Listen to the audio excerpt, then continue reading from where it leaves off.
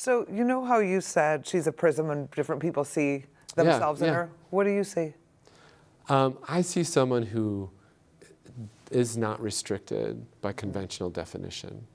So if you look at the time she lived in, or even by today's standard, she didn't restrict herself by what society told her people with disabilities could do. She didn't restrict herself by society told her what gender roles were. She didn't restrict herself in society by who told her who could be an artist or who couldn't be an artist. You know, she didn't restrict herself saying what is the proper thing to say, what is the proper thing to talk about. She spoke honestly about her life experience, who she was, and she chose to do everything possible to be the person in her life that she knew she needed to be. That was an artist, that was an outspoken advocate for people in her country, for people in need, and for an unapologetically strong woman.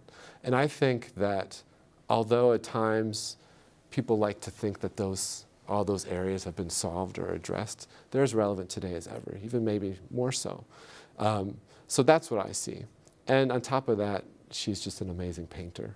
So I think often in these conversations we forget the fact that she's a great painter. These are phenomenal paintings. You know what I love about her paintings, what I find interesting is in today's world, everybody's about the selfie, right? And she's known for her self-portraits.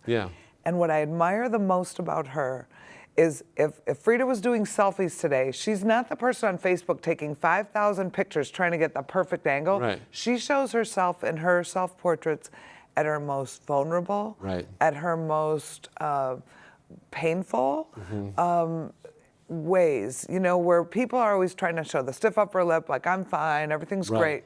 She showed, I'm broken, I'm hurting, my husband left me with a picture of her husband on her forehead, I can't get him out of my mind. She is so unafraid and unapologetic about how she feels, what she thinks, who she is. And I thought, it's so interesting because today's world is all about, you know, everybody has the perfect picture and takes 52 selfies. And I thought, you know, it takes a bold woman to do that, especially a woman, to show herself in a vulnerable light.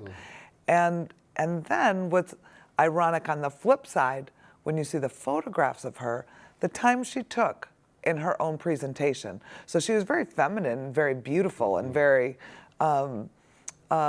extravagant, you know, with the flowers and the jewelry and the dresses, and true to her culture.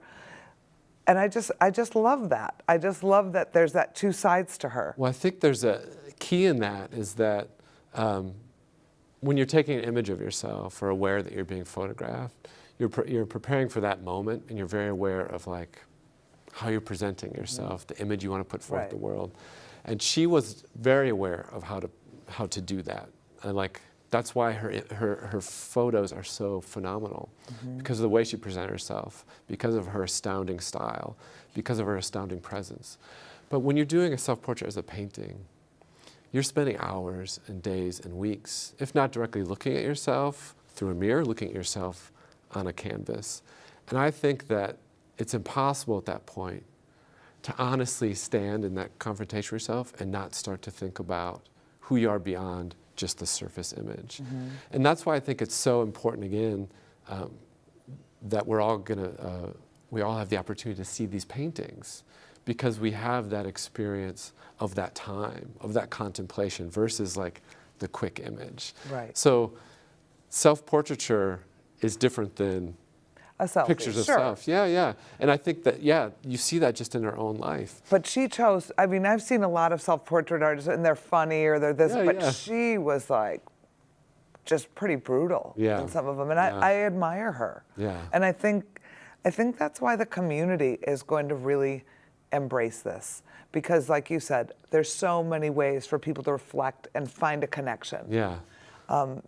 You know, we had a lot of people come to the kickoff event, which was exciting. We had politicians, we had community members, we had students, and to me, I was thrilled because I thought, this is what we want the exhibit to be like. We want everybody to feel welcome and engaged. And I think not only will people in our community enjoy this, but I believe we're going to have a really incredible visitor rate from people coming in the surrounding areas to come in and support this event, which is good for our community, for the college, for the town, for restaurants, for hotels. You know, the bridges that this is building on so many levels is pretty fascinating. Yeah, I think that and with all the connection through the community and the college that we have, we talked about, I think it's also so amazing that when people get here and they get into the gallery, they'll see all the work we've put in to make that a world-class museum experience as well. So it's not like we're having the one without the other. We're creating this like incredibly welcoming community event, but then we're also gonna have a world-class exhibition as well. And I know you and I have done a lot of work to achieve that, and we've, you know, I can't wait to show that off to everyone else as well. I can't wait for everybody to see what you do. I can't wait to see exactly what you do. I mean, we talked about it, but I know it's going to be terrific. I really do. I'm really excited. And the historical part, and we're going to have a movie.